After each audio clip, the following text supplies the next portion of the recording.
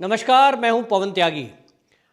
दिल्ली को चारों तरफ से घेरकर किसानों के नाम पर कुछ उपद्रवी किसान आंदोलन का नाम देकर दिल्ली को बंधक बनाने की फिराक में हैं। इसी बीच एक बहुत बड़ी खबर दिल्ली से आई। यहां 5 आतंकवादियों को गिरफ्तार किया गया है। दिल्ली पुलिस की स्पेशल सेल ने इन 5 आतंकवादियों को पकड़ा, जिसमें से 2 पंजाब के हैं और 3 कश्मीर के हैं। इनके पास से भारी संख्या में हथियार और नगद पैसा और कुछ दस्तावेज बरामद हुए, जिससे ये पता चला कि ये इस तरह की कुछ किलिंग करते थे, हत्या करते थे जो आईएसआई चाहता था, यानी पाकिस्तान की खुफिया एजेंसी, उसके इशारे पर ये काम कर रहे थे। और इनके तार ये जो जुड़े हुए हैं ये इस्लामिक खालिस्तानी संगठन से जुड़े हुए हैं। और इन्होंने ये जुम्मा उठाया था कि जो दिल्ली के अंदर ये किसानों के नाम पर प्रदर्शन हो रहा है, वहां कुछ पैसे लाकर उनको पैसे की फंडिंग करनी है, दूसरा कुछ हथियार खरीदकर ये यहीं पे इनके लिए कुछ इंतजाम कुछ लोग करते। और ये इस आंदोलन में, जो कि 8 तारीख को ये भारत बंद का आह्वान किया गया था इन्हीं लोगों के द्वारा, इनकी प्लानिंग थी कि 8 तारीख में जब भारत बंद होगा और लोग नारे लगा रहे होंगे, उसी दौरान ये किन्हीं भी आम नागरिक में से किसी को भी, या कोई नेता अगर वहां मौके पर मौजूद हुआ किसी भी पार्टी का, उसको गोली मार देंगे, जिससे वहां का माहौल खराब हो जाएगा। और इस माहौल खराब होने के बाद बड़ी संख्या में ये बलवा फैलाएंगे। उस बलवे की तैयारी के पीछे इन्होंने प्लानिंग करी और पंजाब से काफी संख्या में खालिस्तानी समर्थक जो लोग हैं उनको पहले ही रवाना करके दिल्ली में पहुंचा दिया गया। उनके पास खतरनाक घातक हथियार हैं, तलवारें, फरसा, भाला और कई सारे ऐसे अवैध असलाहों से युक्त हैं। गृह मंत्रालय के इनपुट पर दिल्ली पुलिस की स्पेशल सेल ने बहुत सारे लोगों के फोन सर्विलांस पे लगाए थे। मैंने टीवी डिबेट में पहले भी बताया था कि ये जो आंदोलन है, जिसको किसान आंदोलन कहा जा रहा है, वास्तव में ये किसान आंदोलन नहीं है। ये देश में अर्बन नक्सलियों द्वारा, खालिस्तानी समर्थकों द्वारा पाकिस्तान की आईएसआई एजेंसी के इशारे पर किया जा रहा आंदोलन है। इसमें भोले भाले कुछ किसान, जिनको कुछ पता नहीं है, ना तो बिल का पता, ना देश की चिंता है, ना देश के बारे में पता, वो लोग शामिल हो गए। कुछ लोगों को किराए से लाया गया है।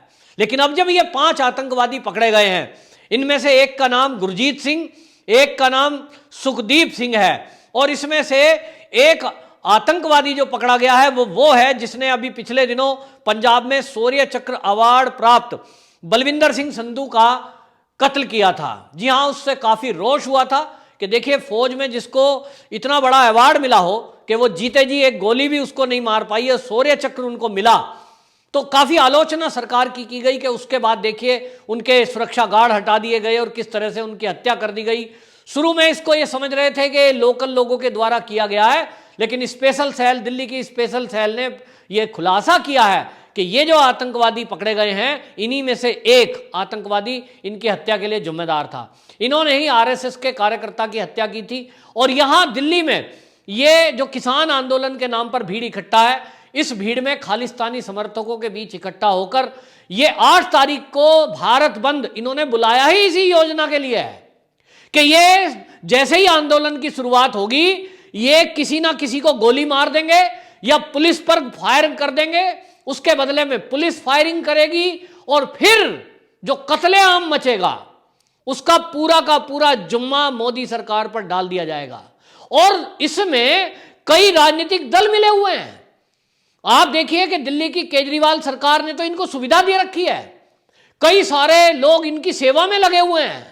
और अब यह खुलासा हुआ है कि यह तो आतंकवादी फंडिंग हो रही थी, जिसका शक पहले से था, लेकिन इन 5 आतंकवादियों की गिरफ्तारी ने यह सिद्ध कर दिया कि जो आशंकाएं गृह मंत्रालय की थी, जो आशंकाएं सरकार पहले से कह रही थी, और जिस तरह से भारत विरोधी नारे इन आंदोलनों के बीच लगे, भारत माता के विरुद्ध में लगे, खालिस्तानी जिंदाबाद के नारे लगे, मोदी का कत्ल कर देंगे, हमने इंदिरा को ठोका है, मोदी क्या चीज है, इस तरह के जो नारे लगे थे, इससे एक शक पैदा हो रहा था कि जो खालिस्तानी मूवमेंट को काफी पहले हमने इतनी बड़ी कीमत अदा की कि इंदिरा गांधी की हत्या तक हो गई, तब जाकर के उसको कुचला था उस समय, वो आंदोलन को फिर से हवा दी जा रही है। और बड़े दुख और दुर्भाग्य की बात यह है कि उसमें कांग्रेस और अन्य राजनीतिक दल भी शामिल हो गए हैं।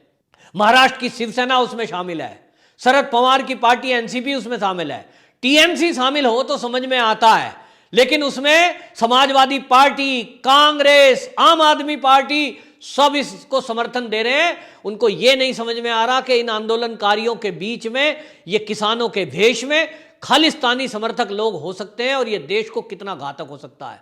लेकिन लोगों को तो अपनी राजनीति से मतलब है, वो इस देश में आग लगाने के मंसूबे रखते हैं।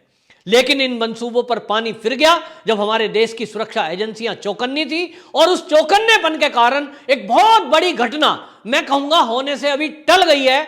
बाकी देखना है कि अभी इनमें कौन लोग हैं जो इनको पीछे से सपोर्ट कर रहे हैं या जिन्होंने इनको यहां भेजा। और आपको बताऊं कि इनके पास से बहुत सारे ऐसे लोग हैं दिल्ली पुलिस की स्पेशल सेल के रडार पर, जिनके फोन टैप किए जा रहे हैं, और वो सिंघू बॉर्डर और टीकरी बॉर्डर और यूपी के बॉर्डर पर भी कुछ सारे लोग वहां सड़कों को घेर कर जो बैठे हैं, उनके फोन कॉल ट्रेस हुए हैं। वो कनाडा और अन्य कंट्रियों से लगातार टच में हैं, उनके फोन कॉल रिकॉर्ड किए जा रहे हैं।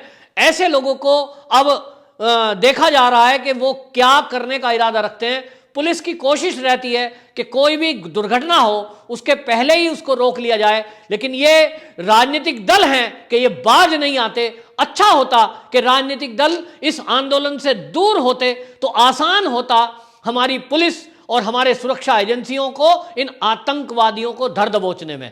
लेकिन फिर भी हम दिल्ली पुलिस की दाद देंगे, जिनकी स्पेशल सेल ने समय रहते इसका एक खुलासा किया है और 5 आतंकवादियों को पकड़ा है। दिल्ली के शकरपुर में ये पकड़े गए हैं और ये जो है इसमें 13 राउंड पुलिस को फायरिंग करनी पड़ी। इन्होंने पुलिस पार्टी पर फायर किया था और ये जो है वहां के डीसीपी स्पेशल सेल के जो हैं प्रमोद कुशवाहा, उन्होंने बताया कि ये जो आतंकवादी पकड़े गए हैं इनके तार आईएसआई की नारकोटिज्म जो ग्रुप है उससे जुड़े हुए हैं।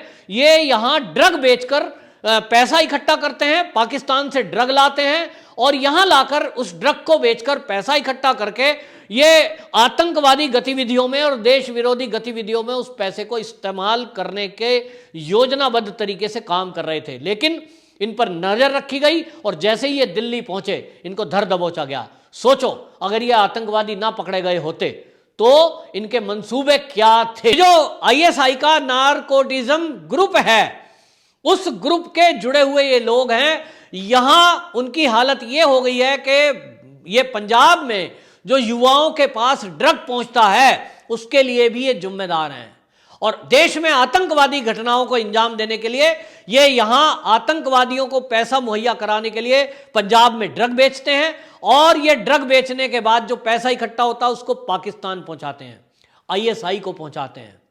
इसीलिए आपको बताऊं कि कुछ बॉलीवुड के भी ड्रग कलाकार इन आंदोलनकारियों के पक्ष में आए थे। उस समय एक शक हुआ था कि ये जो बॉलीवुड के लोग हैं ये क्यों इकट्ठे हो रहे हैं, क्यों किसान का आंदोलन का समर्थन कर रहे हैं। अब समझ में आता है कि जो आईएसआई में इनके आका बैठे हैं उन्होंने कहा है इनको अवार्ड वापसी, गैंग को भी कहा है कि आप जाइए अवार्ड वापसी करिए, शाहीन बाग वालों को कहा कि आप जाइए वहां भाषणबाजी करिए, टुकड़े टुकड़े गैंग को कहा कि आप अपनी डफली लेकर पहुंचिए और वहां नाच गाना बजाना करिए।